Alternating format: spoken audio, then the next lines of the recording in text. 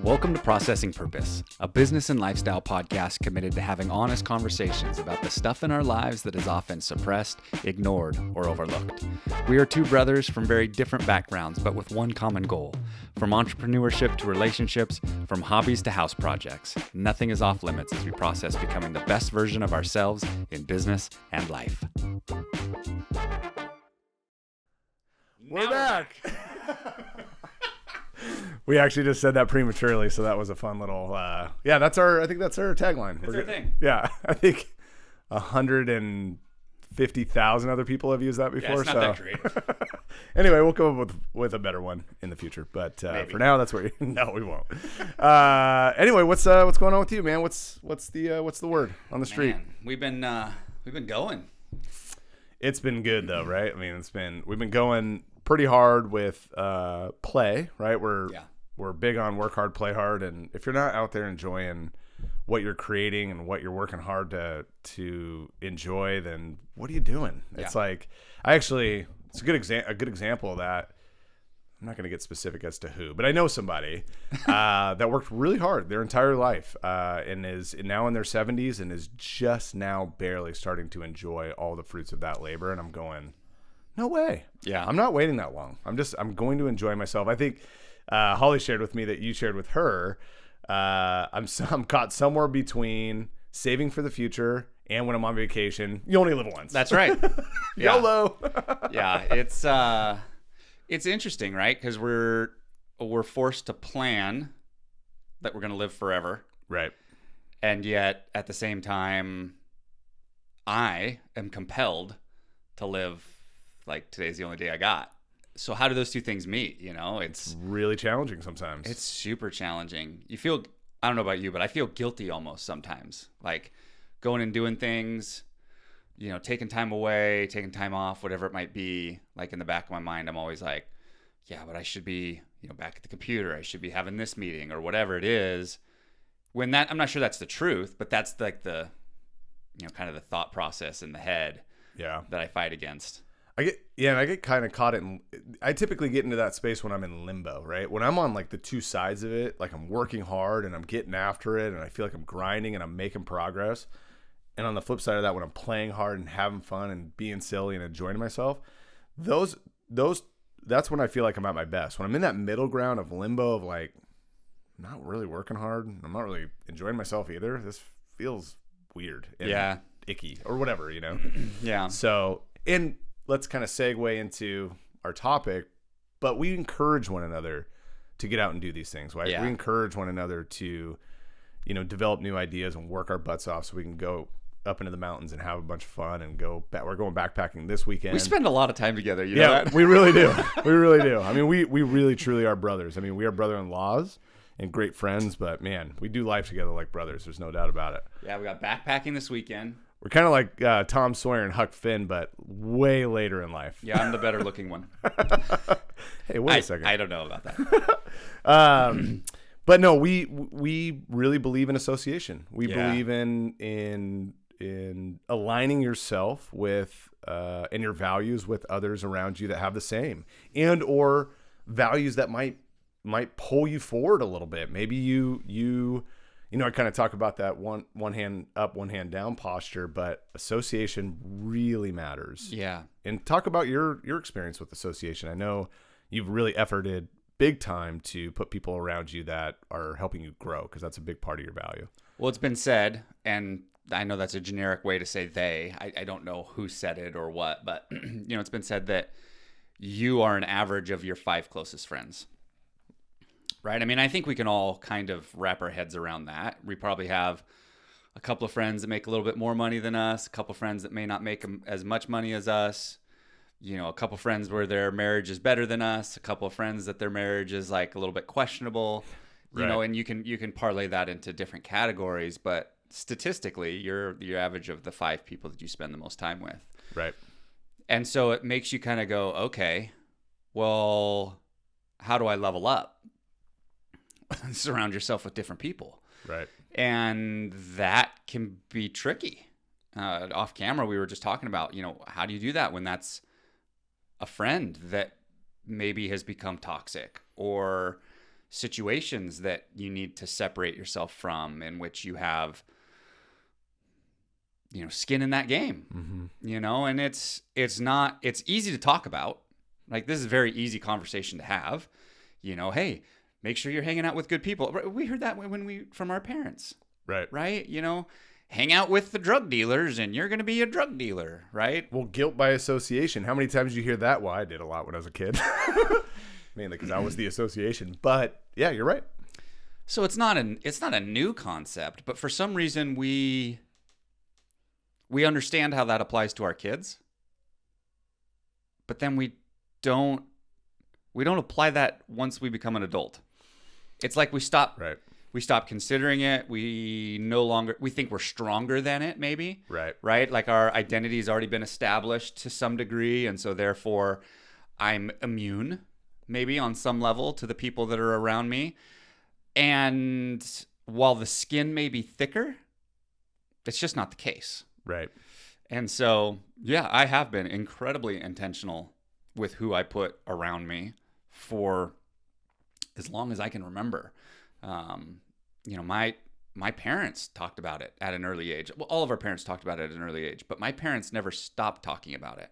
Right. And I watched them surround themselves with people that were, I suppose you could categorize that however. I was going to say better, but I'm not sure that that's fair, right? But further down the road, in whatever road you're pursuing, right? That could be, monetarily, spiritually, relationally, there's definitely different quadrants in life. And they always were efforting. So this is something that you've watched, you've had a great example of what it looks like to have healthy relationships around you. Totally. And so trying to put a focus on that all the way through has been something that I've tried to do. Is this relatively a newer concept for you, or have you always efforted to put good people around yourself? Yeah, and to speak to what concept Luke's talking about is really our topic is association and masterminding, right? And creating an opportunity for you to grow and build with others who have similar ambitions, right? And be able to critique and give you feedback and all that, super duper valuable. My bigger question is, well, I would say my bigger warning really is, be careful to not fill that association group up with just peers, because you need mentorship. You need people in your life that are helping elevate you, and your peers can do that too. But just remember, and it's hard to cope with this, but it is true. Your peers want you to do well, just not better than them. It's so true. It's just true. And it's hard to get your head around, but I think all of us that have been in these scenarios or been in these conversations, you've felt it, it. And so you have to have we all feel it when someone else that we care about excels. Right. And there's still an element of like, I wish that was me. I wish I was the one, whatever that might be. Yeah. And of course, at your root, you're going, yeah, I absolutely want great things for you, man. I got to get over my selfishness, but it happens to all of us. Yeah.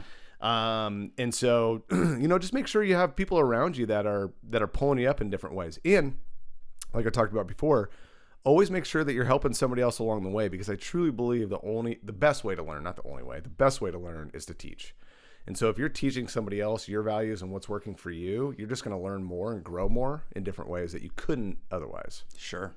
But I think I totally rabbit trailed though. Well, I was asking, like, is it something that you've efforted toward only recently, or is it something that you've tried to do?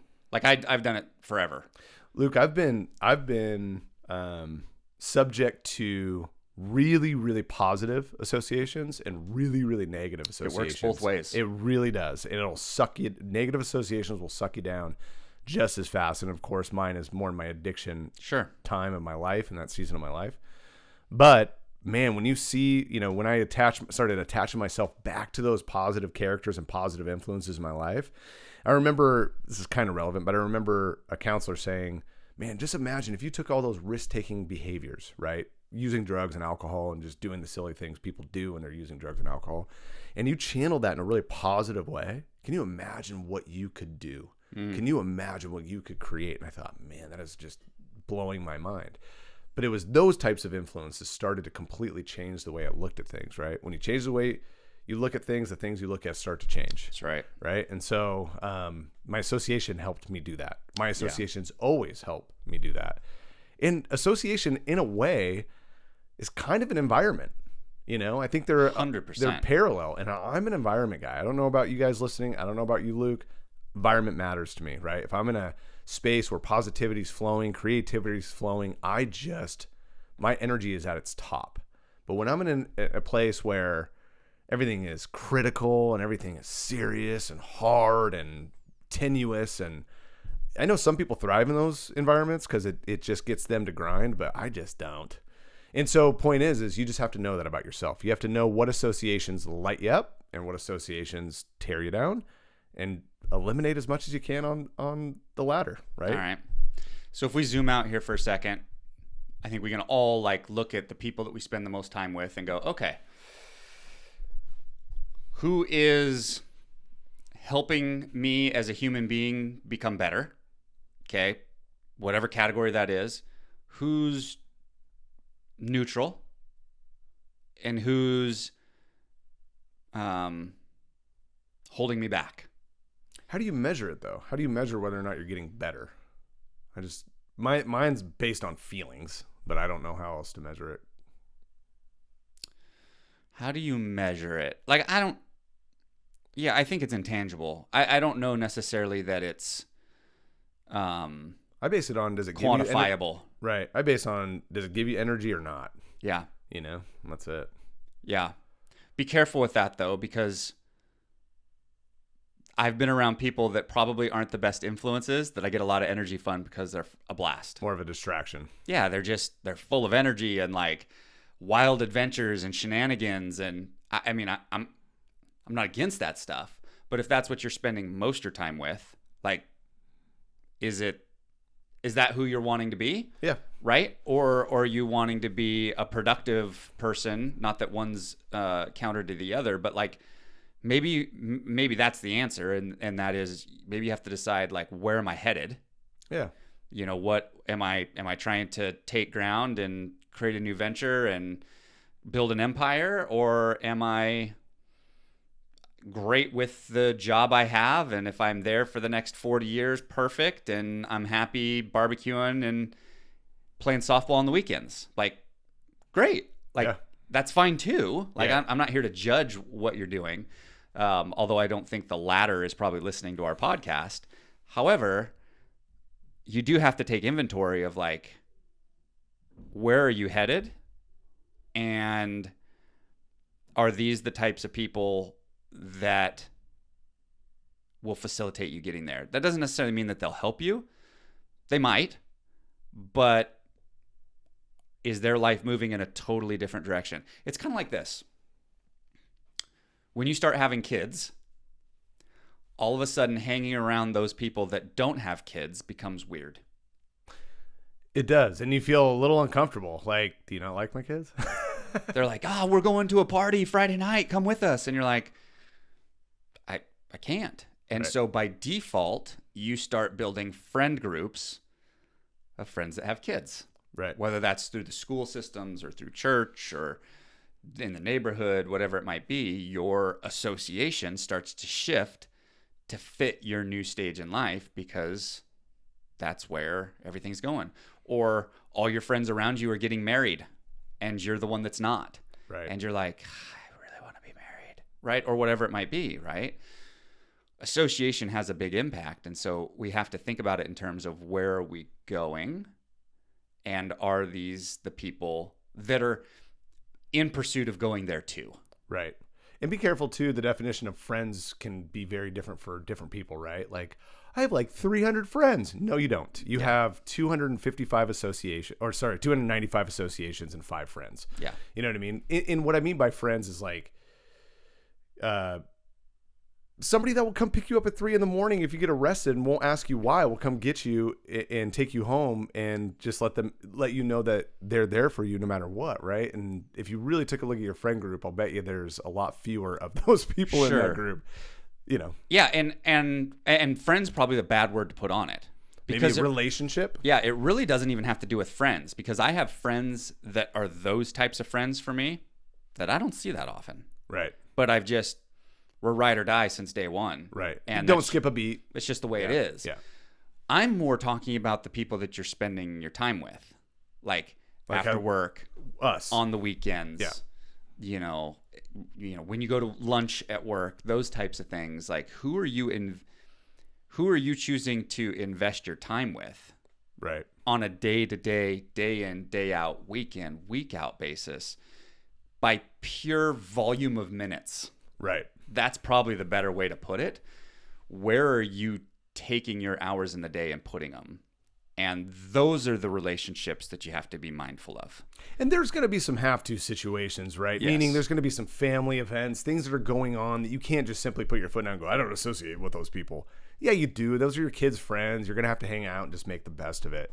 But 99% of our time is spent by how we want to spend it, right? Mm-hmm. And so I guess that's what we're talking about, that frame. And also, too, what do you think about, actually expand on your mastermind experience, right? Because I want to make sure that we cover that and have everybody understand what a mastermind actually is, what it looks like, how one can be formed, how to navigate, maybe some issues within a mastermind that have come up. I've been a part of a mastermind, but I think it looked vastly different than what you've experienced. And maybe it still is a mastermind. I don't know, but I had a different experience than you've had. So I'd like to talk through that a little bit. What's your 2 cents on mastermind? Yeah, so let's back up just a step here, and let's on our way to getting to that point. The thought there is, how do I curate these relationships? Sure. Right. So if you're at a place where you're going, okay, I hear you. It's volume of minutes. Got it. And as I look at the people that I'm spending my time with, I got a couple that are probably okay, and I got a couple that maybe I shouldn't be spending as much time with them. Right. So, okay, Luke. Okay, Gavin. I get it. Like, association, time investment, at all ages and all stages. But how do I change that? Right? How do I go from a mediocre association to an excellent association? One of the ways is through masterminding. Okay, so you can, masterminding is not a new term. I think really the first time it was maybe put in those specific words, at least that I'm aware of, I'm sure it was maybe talked about before this, but Napoleon Hill wrote a book in the early 1900s, or mid 1900s, but called Think and Grow Rich. And essentially what he did is he followed around the players of that day and found out what successful people do and created a book on, here's what the successful people are doing. You should probably do these things. It is wild how many of these types of books are thematic around belief. And Napoleon Hill's book starts with belief. Yeah. That these guys truly believed they could. Yeah. And they did. Yeah. And so he talks about this concept called mastermind. And essentially it is an intentional group of people that meet to solve problems. Now, that can be within itself, that can be externally, a number of different things. But one of the, and I suppose you could even go all the way back to the Bible and say, well, Jesus put together a mastermind of 12 people, right? One of the earlier versions of intentional masterminding that I'm aware of was the Vagabonds. That was Edison, Ford, Firestone, Rockefeller?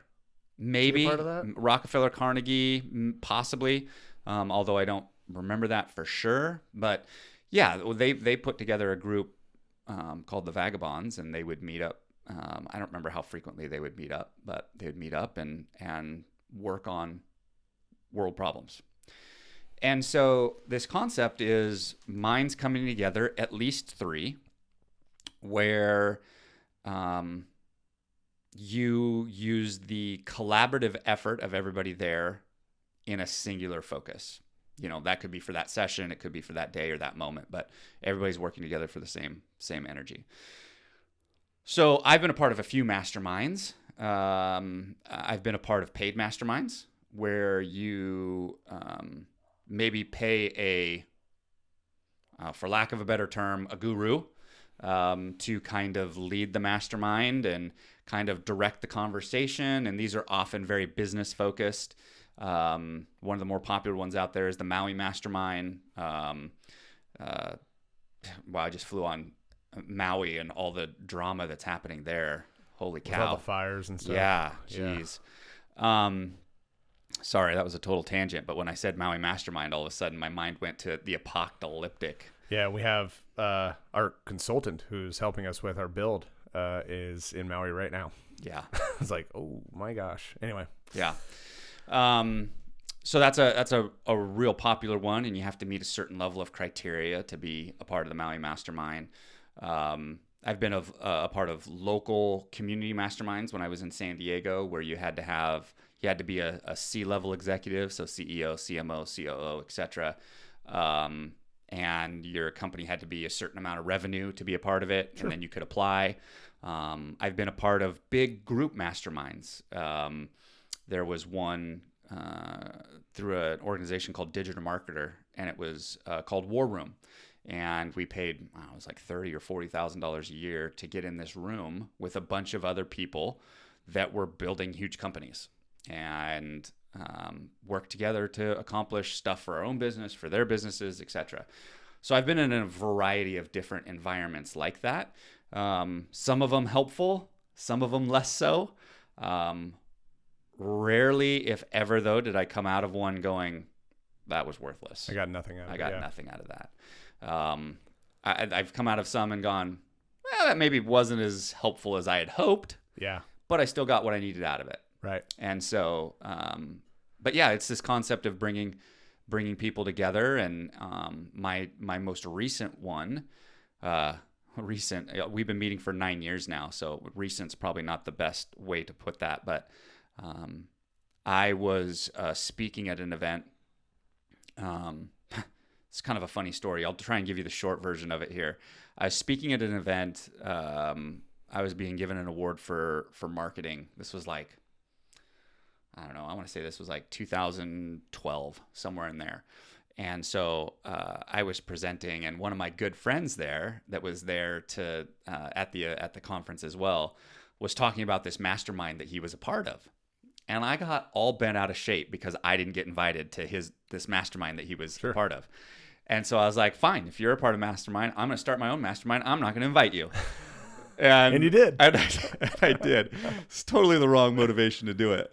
But maybe not. Maybe it took that experience. Maybe you wouldn't have. Yeah, I firmly believe you would not have created it without that experience, possibly. Yeah, it's very possible. Well, it certainly was the catalyst, right? And so, so I started calling people that I had met there at the conference that were movers and shakers, some of the other speakers, some of my friends. I called, 9, 10, 11, 12 people, and was like, hey, I'm putting a mastermind together. This is not a paid mastermind. This is just going to be us committing to each other to meet periodically and go through each other's businesses.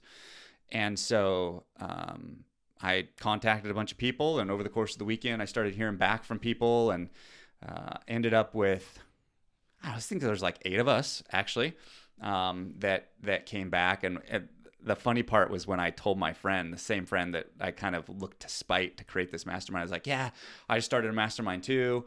And right now I've got commitments from these people. I'll remember exactly where we were. We were in Phoenix, Arizona at lunch. And he looked at me and goes, can I be a part of it? And I was like, this is so douchey. I was like, yeah, we'll see. I'll see how many spots we have. And I was wounded, which is, there's no excuses for attitude like that, but that's the way I responded to him. And, I don't know. That's a tough one for me though. Because I get those feelings. I understand like being like, I've gone out and created my own thing now. Right. Yeah. But I also see the other side of it too. And like, you want to be an inclusive individual. Yeah. Well, in theory, the thing is that here we are talking about association and creating and surrounding ourselves with good people. And this individual, and if he's listening, he knows exactly who he is because we've talked about it, is exceptional. And I had the audacity, because of my pride, to tell him I'll think about it. And so I've had to go back and apologize since. That's big on you that you did. Jeez, most people wouldn't. The punchline of the story is, yes, you can be a part of this mastermind. I did not exclude him from it from day one. But I did kind of take the dick move route and kind of pull the big guy on him. I didn't tell him till like 2 years later what my motivation for starting that mastermind was. Yeah. But we ended up with about 8 people, including him, that were like, yeah, let's get together. And so for the next year, we met every quarter. We flew to a different location. We rented a house together so that we could all be, in the same area. And in my opinion, that's a key component to this, is immersing yourself with each other. Not like, hey, we're going to meet during the day, we're going to do our own things at night. Like immersing yourself with the small talk around the dinner table and, hanging out in the living room is as important as the intentional sit down. We're going to talk about business right now moments too. It's like, that's why a lot of business is done on a golf course. I know a lot of people are chuckling at that going, but no, I'm serious. It really is. Because that small talk and that relationship building, shared experience, bonding, it really all fits together. Yeah. Yeah. And so after about a year, we lost 3 people. They were just like, man, this has been great, but this either was too much of a commitment or I don't know, maybe they were looking at us and saying the association isn't high enough. Like I doubt that's the case, but Right. maybe they were going in different directions. Doesn't really matter. But there's been 5 of us now that have met for the last 8-9 years since then. It's been really fruitful. It's been, it's going to sound dramatic. It has changed my life. Take note of that. Write that down. Right. I mean, when someone says it's changed their life, take note of it. I mean, that's big. That's a big endorsement. And that's not just lip service. That's like, honest to God, changed my life. Wow. And the relationships that we've built, we started where, each time we'd get together for 48 hours, we'd all kind of bring a presentation on our business. Here's what's working. Here's what's not. Here's where I need help. We'd work together on each business, so on and so forth. And it's transitioned from that to, that plus like, here's what's going on in my marriage. Here's what's going on around the house. Here's what's going on in my kid's life. Here's the wins and losses in all areas of life. Here's what's going on internally. Here's what I'm struggling with. Because all of that affects your business. All of it does. Affects your business. Mm-hmm. And so it started very business-like. And it probably took us 3 to 4 years to get to the point where it wasn't just about business. We had to trust each other. We had to see each other win, lose. And then, all it takes is one to break the ice and be like, all right, I'm going to do something a little bit different this time, and talk about what they were struggling with or whatever it might be. And then everything changes. And so, gosh, I've been on a bit of a rant here, soapbox, talking about this, but no. And I was actually going to ask, is that original guy that you discluded, was he still a part of the group? Yeah, he's one of my best buds. Love it. And in fact, to kind of punctuate the power of association, in one of these masterminds, and this is why I say this mastermind has changed my life. And I don't just mean because of the businesses that I've created or businesses I've exited or whatever it is, although those are all included in that. They have been catalysts to all those conversations. This same individual, at one of the masterminds, we were in San Diego. We were probably 4 years in, something like that. So this is probably 6 years ago, 7 years ago, somewhere in there. And I was presenting on something, and he looked at me and with a genuine heart said, "Luke, you're the most prideful person I know." It's a shock. And that stops you you in take your a tracks. step back, right? Yeah. You pause and you go, come again. It's one of those. It's very arresting. I don't think there's anybody else on the planet that could have said it.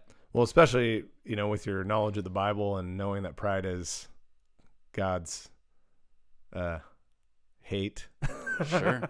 Or whatever else. Pride comes before the fall. So when you know that, when you understand the background of the Bible, once you hear you're prideful, you're like, ew, I don't want that. Yeah. Yeah.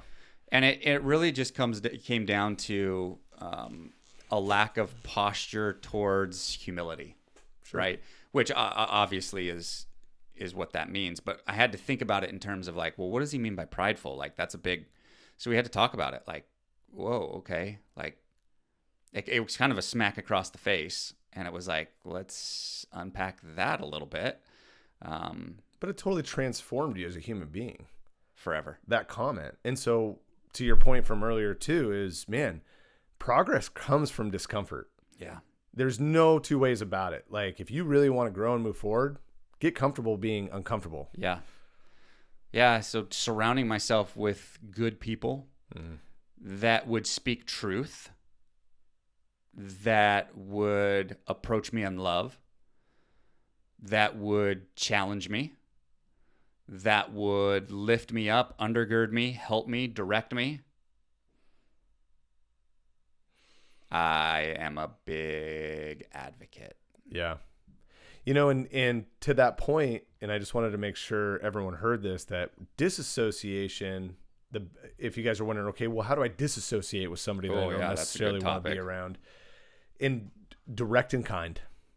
I think those are the two ingredients, direct and kind. In other words, don't beat around the bush. Don't drag people through the mud. Don't give false promises, right? I don't know if you guys have ever seen the Friends episode where Chandler, right? Oh, let's do it again sometime. And he didn't really mean it. It's like, don't do that either, right? But also be very kind. Because if you weren't kind to that individual, they would not be a part of the group still. Right. They would not have said that to you. Right. You would not have been forever changed, throughout the trajectory of your life. Yeah. And so direct and kind is the best way to disassociate. And it doesn't necessarily have to be, cutting it off, cutting the cord, so to speak. It can be a gradual thing as well. So don't be paralyzed by the thought of, oh my gosh, I'm going to hurt someone's feelings. Guess what? I'm an emotional guy. I've talked about that a lot on this podcast. Luke knows it. But the one thing I know about emotions is they go away. Yeah. Right? You bounce back. Yeah. You pendulum swing. You do what you do, and human beings will always get over it. Yeah. So just take the next step, but be direct and kind. Decide ruthlessly, execute humanly. Yeah. Yep. Yeah. Perfect. And as you think about disassociation, because there's probably all of us probably have somebody that we need to take a step away from. I want to be clear with what Gavin means by direct and kind. That doesn't mean like I'm going to have a direct conversation. I can no longer be your friend. Exactly. That's hurtful. That's not direct. Right. Now, I mean, that's super direct, but that's not what you mean by being direct. Right. I have had to do that one time in life though. I won't dial into that, but I have had to be like, look, I can't do this anymore. Yeah. The relationship had become toxic, and I had to sever it entirely. Because we were tight, and I had to walk away and be like, I can't. I actually told him, I was like, we can't be friends anymore. Like, I can't do this. I mean, if someone's that bad of an influence, then that has to happen. But sure. I think what you mean by that is don't promise things you're not willing to follow through on. Right. Right. And instead of always being available for the weekend barbecue, you might be busy. Right. Right. That's really what it comes down to, is like, as you start to separate yourself from these people and look towards moving towards more positive association. It's not an all or nothing situation. It's like, look, you may go from hanging out with them 3 nights a week to, I only have 1 night this week. Right. To, I only have a couple nights this month. To, I only have 1 night this month. To it.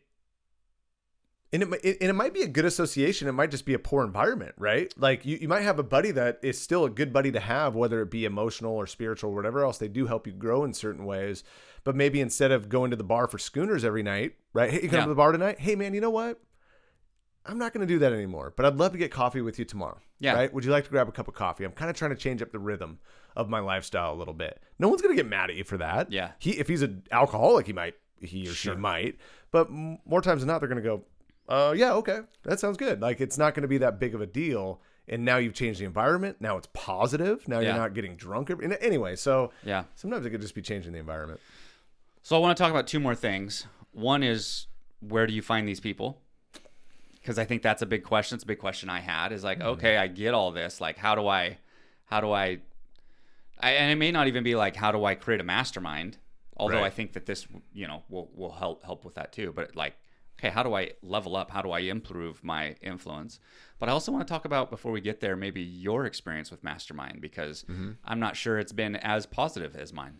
Yeah, I mean, and again, it was labeled a mastermind. So what it actually was may or may not have been that. But again, mastermind might have thousands of definitions, and it's up to each individual to decide what that means for them. So, I'm not going to think in absolutes here, but mine was felt anyway essentially like a really expensive book club. Was this the only mastermind you've been a part of? Yeah, only Okay. group I've been a part of, and it was a bigger group of about 30 different agents, led by a really successful agent, business owner, has gone on to do big, amazing, wonderful things. By all means, I revere him in so many ways.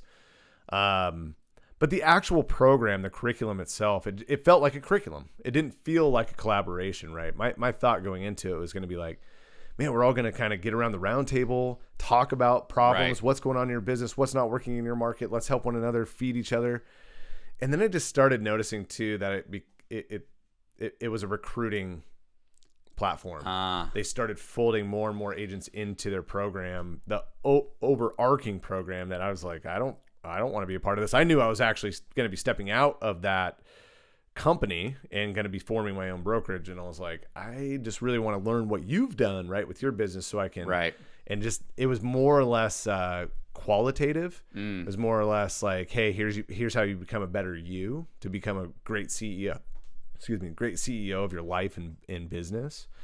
But I didn't walk away from that going, I didn't get anything out of that. Of course I did, right? We formed some relationships. We put some deals together in the background that are essentially going to pay for it. So in a lot of ways, it certainly was worth it. Sure. But going into, I wouldn't do it again. You didn't renew. No, I wouldn't do it again. In fact, they created a new program to kind of build off of that, and it was a quick no for me. So all to say is, I guess, just be careful not to get caught up in the wonderment, right? It's easy to go, oh man, I look up to that person. I'm just going to go do what they're doing or offering. And while it's still good and the intentions are great, I guess you just got to make sure that your values are aligned and that what you need to know what you're actually going to get out of it. Yeah. I guess is where I'm at, and be very critical about that before you step into it. Because like Luke mentioned, it could be 8 to 9 years of your life. You want to make sure you're aligning yourself with the right people in the right ways. And Hopefully it's not that long if you didn't choose the right people. Like, Right. Be intelligent about it. Right. And step out if it's not working, for sure. So yeah, my mastermind experience wasn't the same, very different. But again, not bad. It was certainly worth it. I just say, just be very thoughtful about what you're actually trying to accomplish with what you're doing. Yeah. It's easy. What did Bob Goff say? An author, he said, it's really easy to mistake a busy life for a meaningful one, So just make sure that, and I would say too, this is one thing I forgot to mention is before you do any of this, we've talked about it a few times before too, but you've got to figure out what your values are. Yeah. Because unless you know what your core values are, how in the heck are you going to align yourself with other people that have similar values? Yeah. You can get easily distracted or swept up in the wild, exciting guy that just sweeps you up and takes you in a direction. You're like, where the hell am I? What am I doing now? So taking the time to understand who you are, what matters most to you, and then starting to really be picky and choosy about who you're spending time with, that is the point. Yeah. That's not hopeful. That is what you should be doing right now, today. Yeah. Yeah, totally. So if someone's out there going, okay, yeah, I got it. How do I start this process?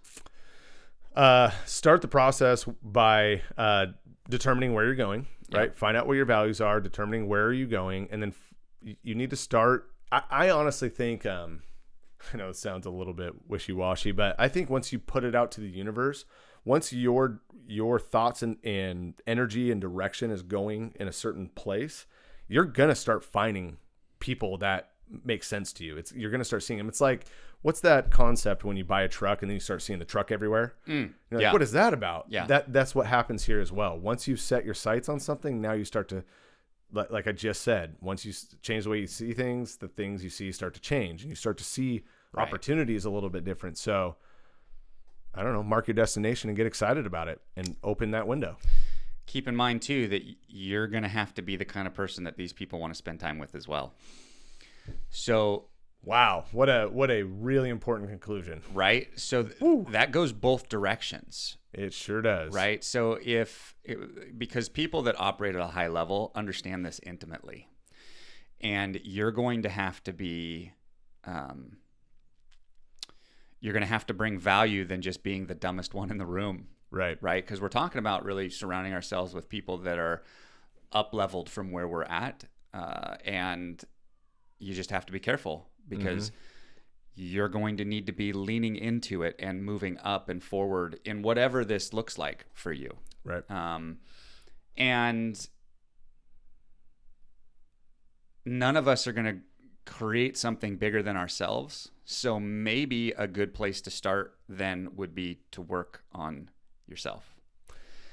Because association can be many different forms. Right. Association, I'm talking about who you're spending time with, right? But if you sit down and read a book for an hour in the evening, who are you spending time with? The author. Right. If you sit down and watch a documentary about, or what's the platform out there that's always bringing educational content? Masterclass. If you sit down and watch an episode of Masterclass or a few episodes of Masterclass in the evening, who are you spending time with? That's association. It's association. So if you're wondering, where do I start? Start with the areas that are obvious and easy. And that is, what are you reading? What are you listening to? What are you watching? Yep. And if you will level up there, that could be for 6 months. That could be for the rest of your life. That could be whatever time period. You will continue to evolve and get better and improve in different areas and wherever you're putting that emphasis. And you will start to become that person that can now attract that type of person that you want to be around. Right. And so if you're going, look, I need to level up, I need to surround myself with good people, but keep in mind they're thinking the same thing, you may have to become a better version of yourself. Right. First. Right. And so invest in yourself. Invest with yourself, your growth, and start with the association of what are you doing to get yourself better. Yep. And Matthew McConaughey said it perfectly, right? My hero is myself 10 years in the future, right? And that's who you should be inspired to become and be. And I'd say be that person today. And Luke's right. You will start evolving into that version of yourself. And I'd say really cast that vision, if you have the ability and time to do so, cast that vision in the most wonderful way possible, right? When you see yourself 10 years down the road, it's not, oh, I'm in pain, I'm older, Sure. I'm all that, but it's you're resilient, you're vibrant, right? You're crushing it, you're thriving, you're smiling. Like that's the version you want to be and become. So don't be realistic about it. Be very, very, very dreamy about it. Yeah, right? I mean, if you're going to create a new version of yourself, pick a good one. Yeah. What did somebody say? It said if you share your dream with someone, they don't laugh at you, your dream's not big enough. I thought, oh man, I got the chills thinking about that because I'm like, oh, Yeah. it's true. Well, let's carry this conversation. We're at 43 minutes. Let's carry this conversation in just a little bit different tone for maybe the balance or, for a period of time here. How does this apply as we parent our kids? As we talk about our kids coming through elementary, middle school, are you having those conversations with your oldest yet? Have you even had to? Have you thought about it at all? It's funny you brought that up because we just had this topic come up over our Priest Lake trip. There was a family next door in the cabin that we befriended, and our oldest became good friends with one of their daughters. And, you know, it's an interesting question in that who is the negative association? Is it your child or is it the other child, right? Because when they start getting in trouble together, my belief is that they both kind of feel one another. Sure. I think they kind of both bring that out in each other. I think innately both children are good children, good kids, good humans that just like to make bad choices together. And so they did. They ended up, I'm not kidding, buying stuff in the store and putting it out on our room without our permission. Wow. Yep. And there was a couple other things as well that came up, and we had to address it, talk about it. The good news is the other family was a good family, great parents. We all got to sit down and talk about it and determine how we were all going to deal with it, which we all felt was the right way to do it. And that was allowing the girls to have fun on vacation. But our oldest did about 3.5 hours straight of chores yesterday to earn some of that money back. So, you know, we're not going to let these things slide either. But the truth is, when it just comes to simple association, to Luke's point about you working on you, sometimes you can be the association, right? You got to pay attention to that. Sometimes you can actually fuel that flame, and you've got to really check in internally to make sure that, you know, you are keeping that positive influence through you, not just around you. So, so we just dealt with this. It was actually, I'd say, kind of the first big, like, oh, there's a shift happening. There's some decisions being made, and there's no doubt there's some association involved with that. Yeah. Whether it be all that girl or partly that girl or mostly my girl, or it doesn't matter. The associations are starting to rub off. It wasn't helping regardless. Now we have to address it, and it's just starting for us. Wow. I'm sure you've probably had maybe similar conversations, but it's getting real fast. Yeah, you know, I think we see it as we watch our kids all the time. You know, my oldest is a little bit older than your oldest, and so he's got several years on her, a couple years anyways. And the associations I've seen for him are pretty good. Like I don't know if I've seen any like, oh, this is questionable, but maybe you have. You've been around. Yes, I mean, here's the challenge: we live in a small town. Yes, we do. And your association options, if you will, are not abundant. Not only that, but if you disassociate, it is known or felt, you know, and so, yeah. So it's a challenge, right? If you go to a school where there's 300 kids in your class, you don't even know everybody in your class. Right? Which is totally different than when you go to a school where there's, I don't know, maybe there's 80 kids in the class, and you know just about everybody, right? You may not be, you know, close with everybody, but you know everybody. And so having to choose your association wisely. Right now with Van, my oldest, we observe more than anything. We haven't had to step in and say, you should be spending time with that person or not. Although as parents, we do make some more executive decisions like, hey, I want to go have a play date with this person or that person, and we control the situation. It's like, hey, we're going to the park. Why don't you invite them to come along so that we can be involved in that relationship versus turning them loose to go over to their house and be under the umbrella of the kids and the parent in that environment. So you can do some intentional things to guide without having to directly and, you know, no, you can't hang out with that person, right? Without having to be that direct, because that's not necessarily helpful. Well, kids in general are usually amenable, usually moldable, and you can develop them as well, right? So as parents, I'd say, especially with our kids, let's not be too quick. Even with this girl, right, that she was running around with, causing issues and making trouble, I still see her as a good kid that can be developed and help her make better decisions going forward, including my own child. Yeah. And so, I'd say as parents, I guess I'm a lot slower to want to disassociate before I'm willing to help develop. I think you have to be as an adult. Like, that's our job. Like, whether or not you're a parent or not, you're an adult in our society. Your job is to help us all grow together, right? Like I believe that. Yeah. I don't know. And, you know, to be fair, our kids are young and they still respect us. We don't have a lot of time left. Right? But I mean, what I mean is, you know, they get to a point also as kids in their development where mom and dad's influence isn't as strong. Right. And our influence on our kids is still fairly strong. Right. And so if you can start with your kids at this age with having the conversations of who they're choosing to spend time with, not from a standpoint of like, are you sure that's who you should be spending time with? But like, talk to me about what you like about that person. Right. You know, do they encourage you? How do you feel when you leave them? Right. Do you feel good? Do you feel bad?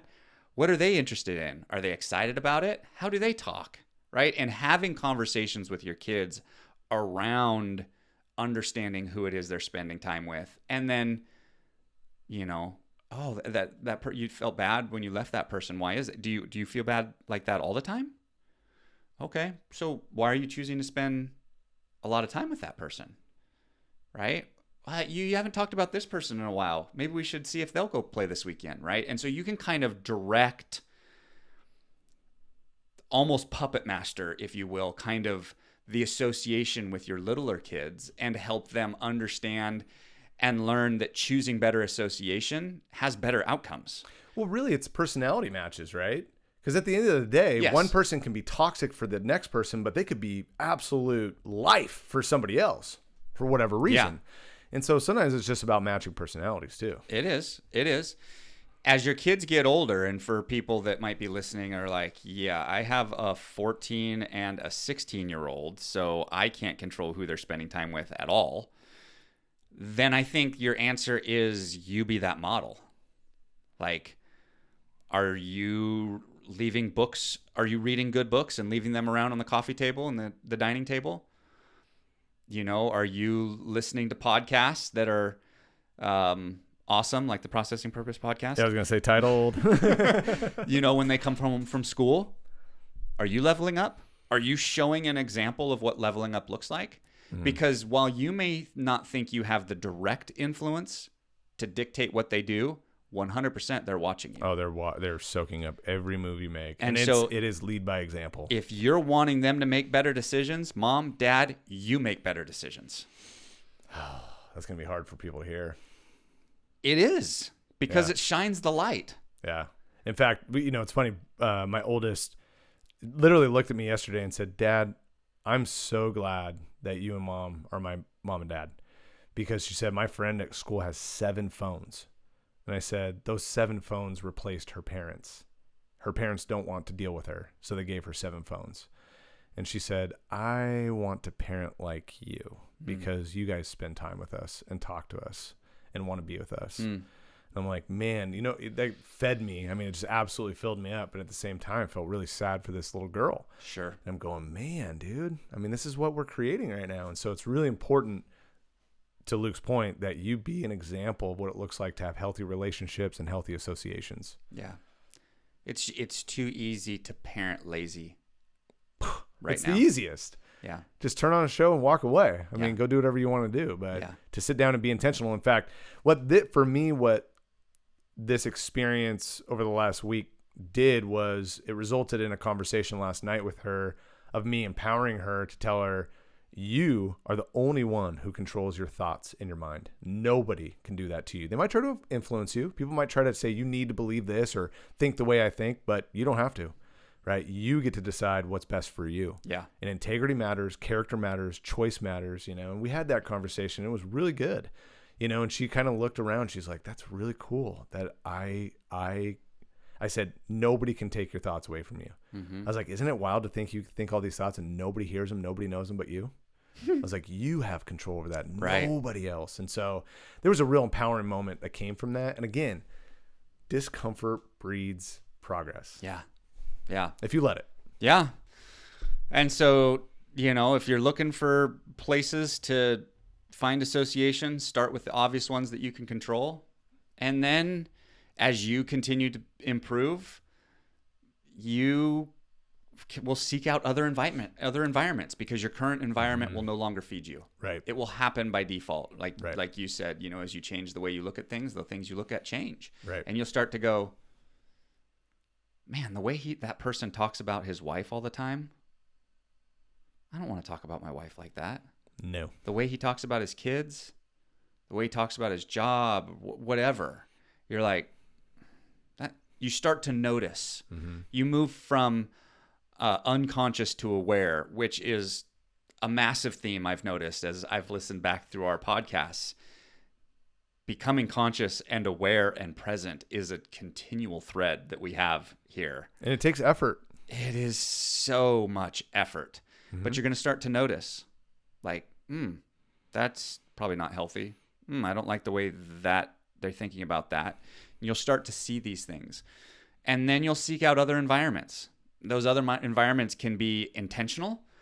You're going to go and be a part of Toastmasters, right? Yeah, I've actually thought about doing that. Yeah, and learn how to become a better public speaker for those of you that don't know what Toastmasters is.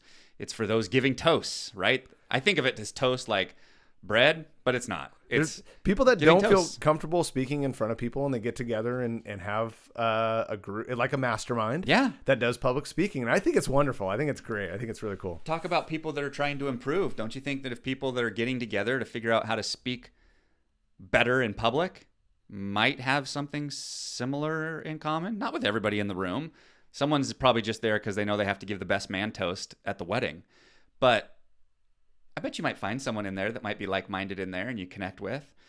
That could be being a part of, referral networks and networking groups. Right. That could be joining the Rotary or, being a part of community-driven organizations that are usually filled with business-minded people in the area. That could be at your church through small groups. That could be, for me, it was conferences, Right. Business conferences. And some of them that I was speaking at, some of them I was attending, but that was getting around the people in the room that are like there to learn and level up. Like, start thinking about it a little bit more broadly and investing energy and, yes, money sometimes to get around these people. Go to a Tony Robbins event, right? Go to whatever, again, coming back to what Gavin said in values. Get around environments where people share the same values as you, and you'll find people to spend time with. Well, and I think too, just be aware that if you focus all of your energy on building the relationship to a stronger relationship, outcomes will flow out of that, right? Don't enter into a relationship in hopes that an outcome will come from it. No, that's the wrong approach. You've got to go into those relationships thinking, I just want a stronger relationship with this person. Don't worry about the outcomes. They'll come. Yeah. They will naturally flow out of that relationship. Yeah. They always do.